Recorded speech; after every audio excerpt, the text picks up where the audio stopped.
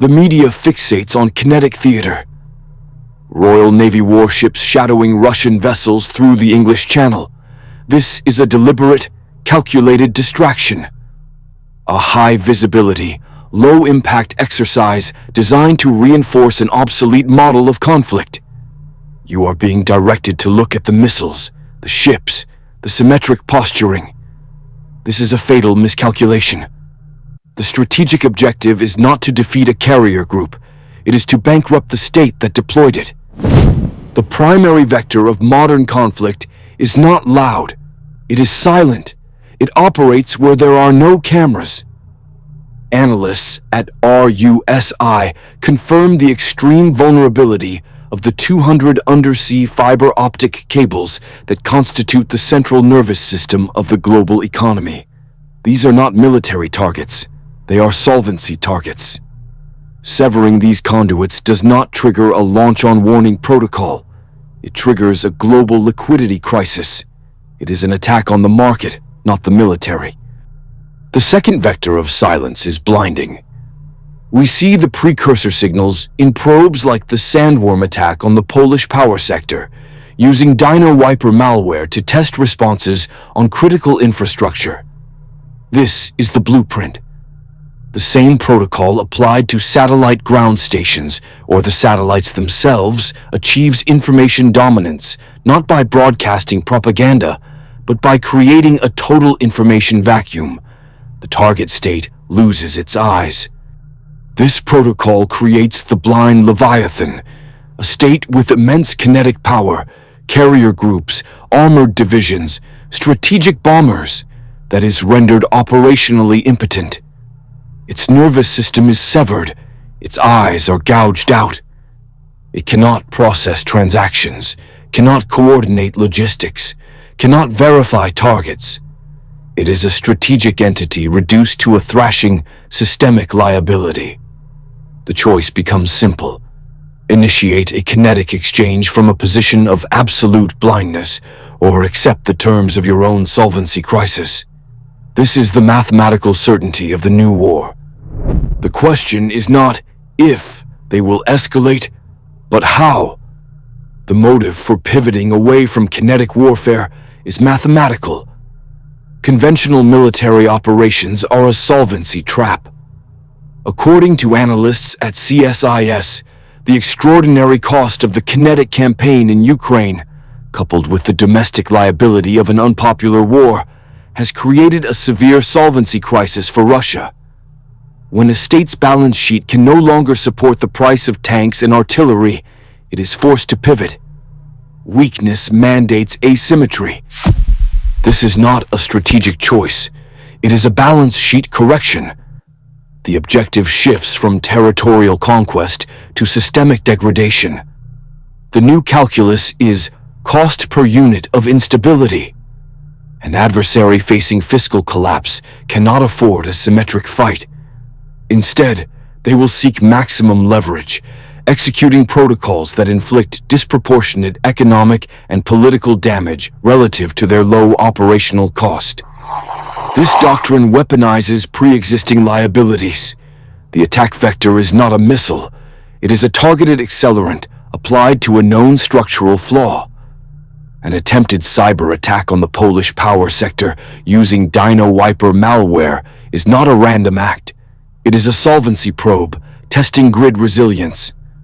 The engineered scarcity of a single component, like a high-voltage capacitor, can halt an entire industrial transition. Social friction, evidenced by events like the DHS operations in Minnesota, is not created but amplified, turning internal division into a national security liability. The endgame is to engineer an impossible choice. By triggering a cascade of infrastructure, supply chain, and social failures, the adversary forces the target state into a launch-on-warning dilemma from a position of profound weakness. The choice becomes: initiate a kinetic war you can no longer fiscally or politically sustain, or consent to a managed systemic decline. This is not warfare for territory. It is a solvency attack designed to bankrupt the entire system. The central calculation of modern conflict is no longer about firepower. It is a solvency equation. The Royal United Services Institute, or RUSI, has laid bare the mathematical certainty. A $5 million main battle tank can be functionally neutralized by a $500 FPV drone. This is not an outlier. It is the new baseline for kinetic cost. This radical cost asymmetry has a name: the democratization of violence. The capacity for state-level lethality is no longer the exclusive domain of superpowers. It has been decentralized, commoditized, and made available to anyone with a minimal investment and an internet connection. An adversary no longer needs to build a fleet to challenge a navy. They just need to flood a shipping lane with disposable threats. This economic leverage is the core of the asymmetric escalation doctrine. For every billion-dollar asset you deploy, the adversary forces a response that costs orders of magnitude more than their initial attack. They are not targeting your hardware, they are targeting your balance sheet. The objective is to force a launch-on-warning posture for every category of systemic risk, creating a death spiral of defensive spending. The result is a forced choice between two protocols for national failure. Either you bankrupt the state, attempting to defend against an infinite number of low-cost threats, or you consent to a managed decline by ceding control of critical systems. The kinetic battle is a distraction. The real war is being fought on a spreadsheet. This is the mathematical certainty of the solvency attack. The theater of conflict is no longer a physical battlefield. It is a distributed network of pre-existing liabilities. Adversaries are not staging invasions. They are staging insolvency. The regional instability you are witnessing, from energy shortages in South Africa to supply chain fractures in Canada, is not the cause. According to analysts at RUSI, these zones are designated proxy laboratories. They are live fire test environments for a new doctrine of systemic warfare. Vector 1. Critical infrastructure. The recent deployment of Dino Wiper. Malware against the Polish power sector was not a failed attack, it was a calibration. The objective was not to cause a blackout, but to measure the system's response time, identify its weakest nodes, and quantify the political fallout from the attempt alone. This is the collection of targeting data for a future, non-kinetic, launch-on-warning protocol. Vector 2. Supply chain choke points. While legacy media focuses on lithium, the asymmetric leverage is in components like high-voltage capacitors for the EV market. The West's transition to an 800-volt architecture created a dependency on a component few can produce at scale. As documented, this is a technical crisis masquerading as progress. It is a pre-identified vulnerability, an engineered choke point waiting for a deliberate supply disruption to trigger systemic failure across the automotive and energy sectors. Vector 3. Social accelerants. The incident involving a 5-year-old during a DHS operation is a case study. The factual details are irrelevant. The event was immediately weaponized into a narrative accelerant, injected into the information ecosystem to erode public trust in core institutions.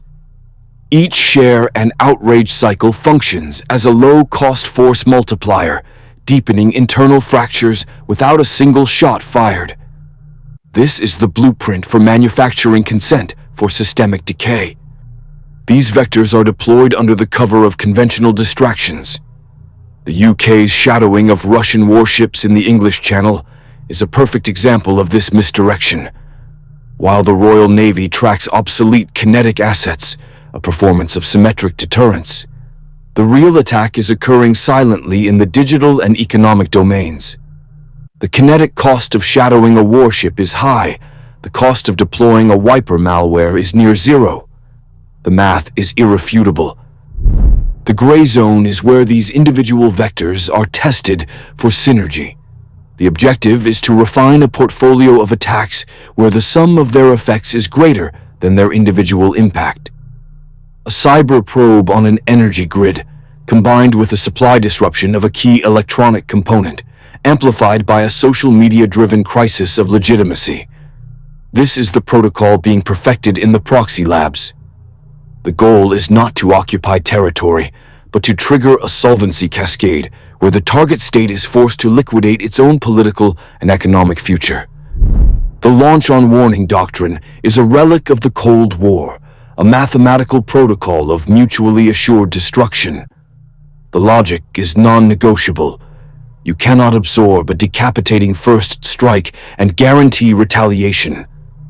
Therefore, upon verifiable warning of an inbound kinetic attack, you launch. The entire system is predicated on the integrity of that signal. The warning must be irrefutable. The vector, however, has fundamentally changed. The threat is no longer exclusively kinetic. It is digital. We have confirmation that adversaries like the Sandworm Group have deployed wiper malware in attempts to neutralize critical infrastructure, specifically targeting the Polish power sector. Source number 1. This is not vandalism. It is a live-fire exercise, a probe to map a nation's systemic liabilities. This creates the fog of digital war. According to analysts at CSIS, when a cyber attack targets not the power grid, but the early warning system itself, blinding the radar, corrupting satellite data, the doctrine becomes a weapon turned against its owner. The commander must interpret a signal blackout. Is it a network failure, or is it the 5 minutes before kinetic impact? The protocol demands a decision. To launch based on a digital ghost is to trigger extinction. To hesitate is to bet national survival on the hope it's a glitch. While the Royal Navy tracks kinetic assets like Russian warships in the English Channel, source number 4, the true attack is on the digital nervous system. As outlined by RUSI, the objective isn't to force a launch, but to demonstrate the capability to force it. It is an asymmetric maneuver designed to achieve strategic paralysis, a solvency crisis in decision-making itself. The doctrine is active. Adversaries are no longer testing kinetic responses, they are mapping systemic liabilities. The attempted Sandworm attack on the Polish power grid using Dino Wiper malware was not a failed strike. According to CSIS analysis, it was a field test, a probe to measure detection time, firewall integrity, and the political threshold for attribution. It was data collection for a solvency attack. While legacy platforms track Russian warships in the English Channel, the true vector is asymmetric. The objective is not to destroy an asset, but to introduce a cascading failure into a system already brittle with dependencies. The target is not the obvious. The market fixates on lithium for the EV transition, ignoring the crisis in specialized high-voltage capacitors. This is a model for the next phase of conflict. The vulnerability is never the primary component. It is the obscure, single-source dependency that regulates the entire system. This is the blueprint. Identify a non-kinetic choke point, engineer a plausible deniability failure, and trigger a liquidity crisis in the physical economy.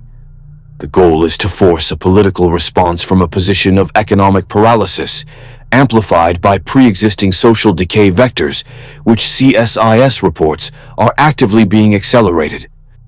The calibration forecast. Within the next 12 months, expect a coordinated, rolling blackout of the crane and straddle carrier automation systems at a critical U.S. maritime hub, likely the port of Long Beach. It will not be attributed to a missile or a bomb. The vector will be a faulty firmware update pushed to the port's industrial control systems, originating from a third-party vendor. The failure will appear as a catastrophic hardware-software incompatibility, creating weeks of logistical paralysis and billions in economic damage before the root cause is isolated. This is the calibration shot. The adversary's objective is to precisely measure the economic bleed rate against the political response time. The data is now being priced in,